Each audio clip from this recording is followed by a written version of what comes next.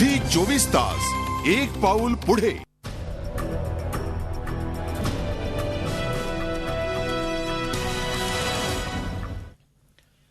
मुंबईला वाली कोण याविषयी आपण चर्चा करतो आहोत। 1800221010 हा आमचा टोल फ्री क्रमांक आहे। तुम्ही तुमचे प्रश्न, तुमची मतं, तुमच्या शंका थेट या नंबरवर फोन करून विचारू शकता। या सेगमेंटची सुरुवात आपण करूया यशोधर फणसे यांच्यापासून।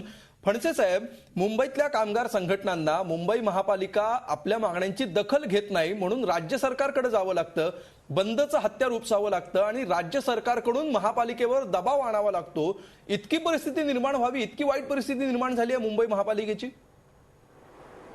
परिस्थिती तशी नाहीये।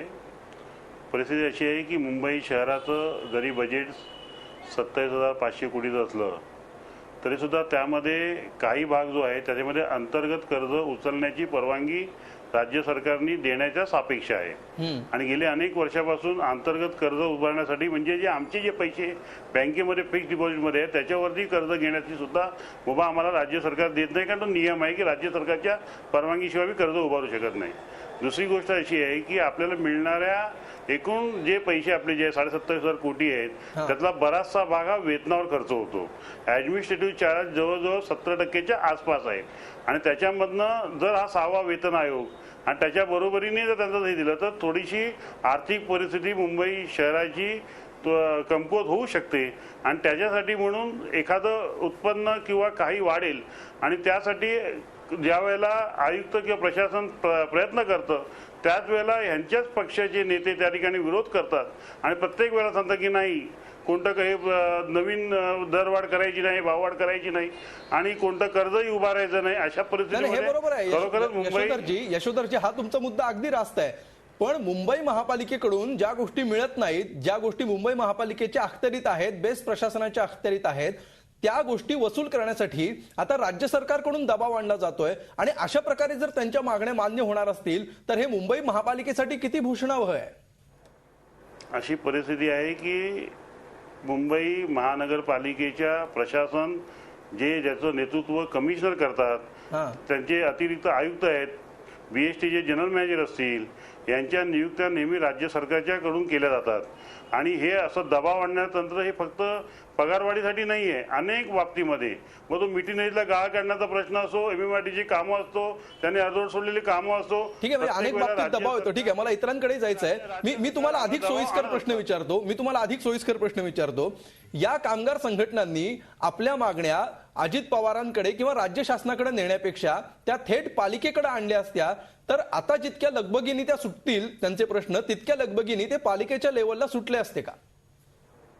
मला खरोखरच त्यांच्या कामगार नेते ज्या पक्षाचे आहेत त्या पक्षाचं सरकार सुद्धा आज महाराष्ट्र शासनावरती आहे आणि अशा वेळेला दबाव आणण्यासाठी त्यांनाही कळलेलं आहे की हा दबाव वारंवार महाराष्ट्र राज्य सरकारच आयुक्तांवरती दबाव आणून कामं करतं, तर हा जो पगारवाढीचा सुद्धा प्रश्न आहे हा सुद्धा आपण राज्य सरकारच्या मार्फत दबाव आणूया।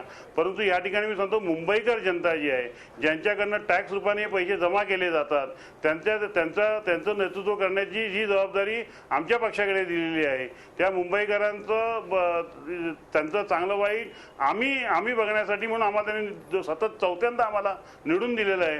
अशा वेळेला त्यांना असं वाटतं की दबाव तिकडनं आला की पैसे त्यांना त्या ठिकाणी मिळतील, परंतु खरोखरच मुंबई महापालिकेचं उत्पन्न किंवा मुंबई महापालिकेला राज्य सरकार कोणत्याही बाबतीत मदत करत नाही आणि अशा बाबतीमध्ये कामगार नेते जर तिथे गेले असतील ते अतिशय चुकीचं आहे। ठीक आहे, हे चुकीचं असं तुम्ही म्हणता। आपल्याला पुढचा फोन आलेला आहे बीएम शिर्के यांचा घाटकोपरहून। शिर्के सर, स्वागत तुमचं या कार्यक्रमामध्ये। विचारा रोखठोक। हा साहेब, मला एक म्हणायचं आहे हो त्या पालिकेचा जो कामगार आहे या मुंबई महानगरपालिकेमध्ये जेवढी जनता आहे त्यांचं म्हणजे अगदी जन्मापासून मृत्यूपासून जे काय त्याला लागणारे सुख सुविधा आहे ते सगळं पुरवत असतात हो आणि त्याच्यात माध्यमातून तो महानगरपालिकेला काय किती पैसा मिळतो। मग महापालिकेने कामगारांची देणी जी आहे तो बोनस असेल, पगार असेल, 6वा वेतन आयोग असेल किंवा किती बाकी ही वेळच्या वेळी जर दिली तर संघटनेला ही वेळ येणार नाही आहे संप करण्याची।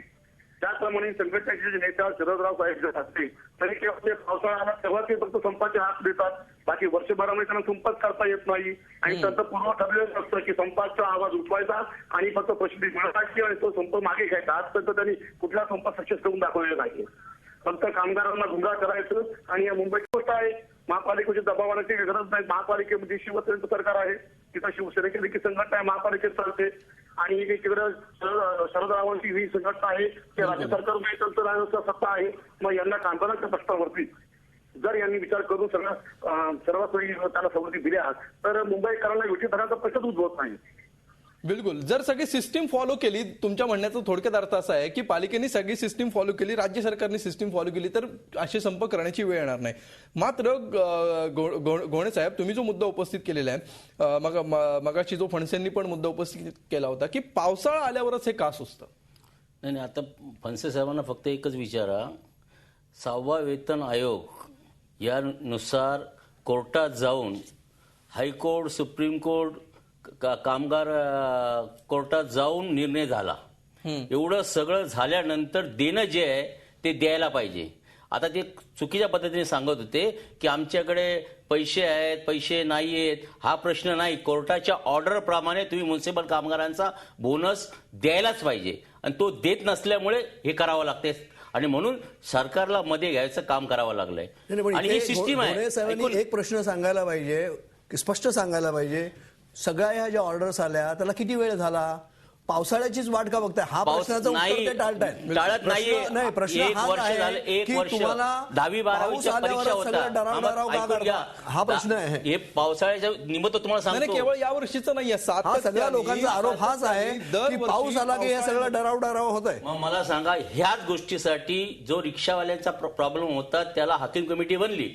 हाकीम कमिटी बनल्यानंतर त्यांनी निर्णय दिला की दरवर्षी 1 मेला वाढवणार आणि सर्वांनी आम्ही स्वतः रिक्षा चालकांनी एक आनंद साजरा केला, मीडियाने आनंद साजरा. याच्या पुढे रिक्षावाल्यांचा पैशाच्या भाडेवाढीसाठी संप होणार नाही.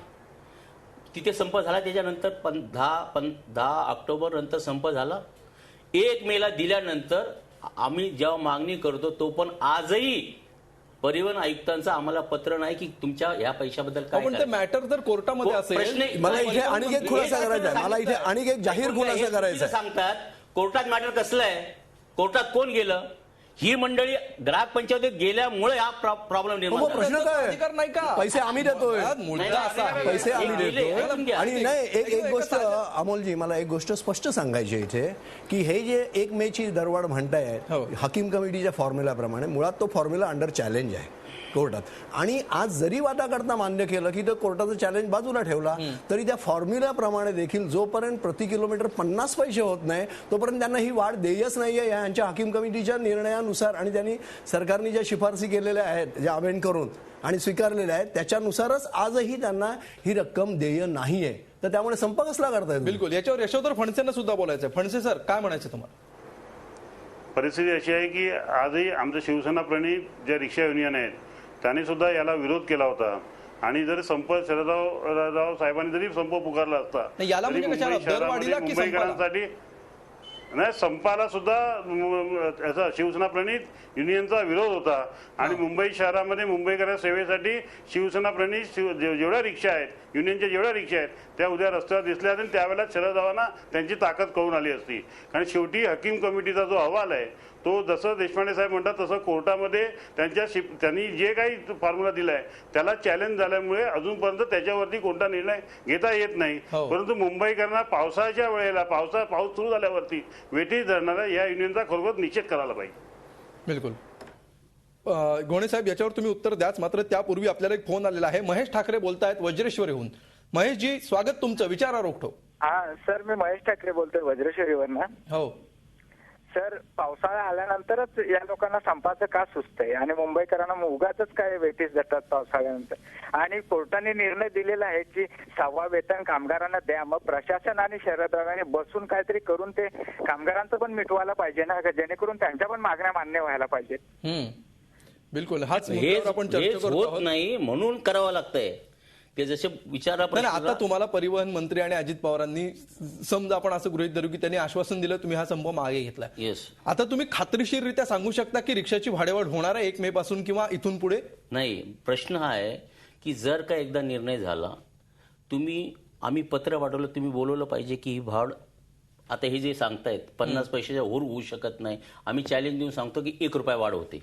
त्यांच्या फॉर्म्युल्याप्रमाणे, आमच्या फॉर्म्युला नाही, हाकीम कमिटी या फॉर्म्युल्याप्रमाणे 1 रुपयाची वाढ होणार आहे. ऐकून घ्या. आत्ताही भाडेवाढ होणार की नाही? होणार. या आश्वासनानंतर होणार की नाही? 100% होणार. कुठलाही संप करावा न लागता होणार? न लागता होणार आहे. याची तुम्हाला 100% गॅरंटी. असं काय नेमकं तुम्हाला आश्वासन मिळालं की ज्याच्यामुळे एवढी खात्रीशीररित्या तुम्ही खात्रीशीररित्या ह्याच्यासाठी आम्ही सांगतो की फॉर्म्युला आम्ही नाही बनवला, हा फॉर्म्युला हाकीम कमिटीने बनवला, ह्याला मान्यता राज्य शासनाने दिली. नाही, तुमच्या संपानंतर असं नेमकं काय घडलंय की ज्याच्यामुळे आता दरवाढ होणार? दरवाढ होणार. उपमुख्यमंत्र्यांनी आम्हाला आश्वासन हे दिलं, सॉरी, परिवहन मंत्री सचिन भाऊ आयरांनी सांगितलं की उद्या या 8 दिवसात आपण बसू, हे जे जर का केलेलं असेल, जर का शासनाने मंजूर केलेला आहे, मग त्यांची रोकायचं काय कारण नाहीये. मग कोर्टात गेलेत तर मग हे तुम्ही आम्हाला सांगायला पाहिजे होतं की हे का गेले. म्हणजे जर हे मॅटर कोर्टात आहे असं ग्राहक पंचायतीचं म्हणणं आहे, तर उद्या परिवहन मंत्र्यांनी जरी ठरवलं तरी सुद्धा अशी रिक्षाची दरवाढ होऊ शकते का, याविषयी आपण बोलूया एका ब्रेक नंतर. तुम्ही पाहत रहा मुंबईला वाली कोण.